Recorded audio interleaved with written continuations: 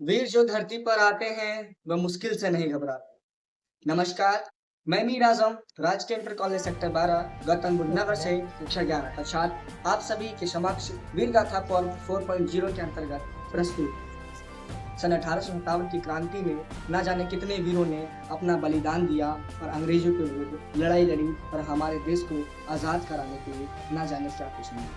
न केवल पुरुषों ने बल्कि महिलाओं ने भी अपना बहुत बड़ा योगदान दिया। और अगर हम यदि महिलाओं के बारे में बताने के लिए बैठ जाएं, महिलाओं को गिनने बैठ जाएं, समय कम पड़ जाएगा, लेकिन गिनती खत्म नहीं है।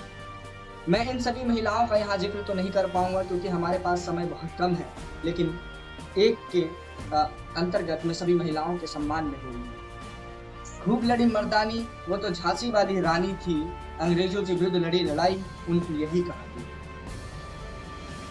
जिस समय 1828 में एक लड़की का जन्म होता है वाराणसी, जिस समय अंग्रेजों का प्रकोप पूरे भारत पर छाया हुआ था, अंग्रेज पूरे भारत को अपने कब्जे में करने के लिए तत्पर थे। उस समय 19 नवंबर 1828 को एक लड़की का जन्म होता है वाराणसी में, जिसका नाम मणिकर्णिका रखा है। किसी को नहीं पता था वो भविष्य में क्या कर जाएंगी। जिस उम्र में लड़कियां और बच्चे खेलकूद में माहिर थे, जिस उम्र में लड़कियां शादी करके घर को बसाने के लिए जाते थे, उस उम्र में उन्हें शौक था तो घुड़सवारी का और तलवारबाजी। जिस उम्र में लड़कियां खेल कूद करा करती थी वह घुड़सवारी करती थी, वह तलवारबाजी करती थी। और बहुत ही कम उम्र में सन 1842 में लगभग 12 वर्ष की उम्र में मणिकर्णिका का विवाह झांसी के राजा के साथ हुआ गया।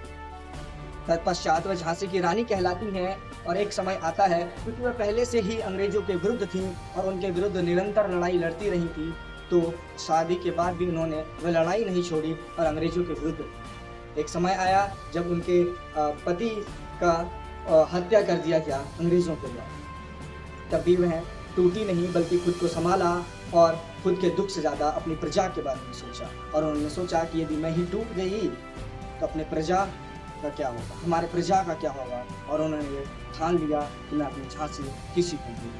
बस यही वो नारा, ये हमारे लिए केवल एक लाइन होगा, लेकिन ये लाइन उस समय उन लोगों के लिए, उनकी प्रजा के लिए और उनके लिए एक ऐसा मंत्र था जिन्होंने पूरे प्रजा में, पूरे देश में एक विद्रोह का माहौल शुरू कर दिया था अंग्रेजों के खिलाफ। यही वो लाइन थी जिन पे वह डटी रहीं और तत्पश्चात उन्होंने ग्वालियर के युद्ध में अपना बलिदान दिया, अंग्रेजों के विरुद्ध लड़ाई लड़ती हुई।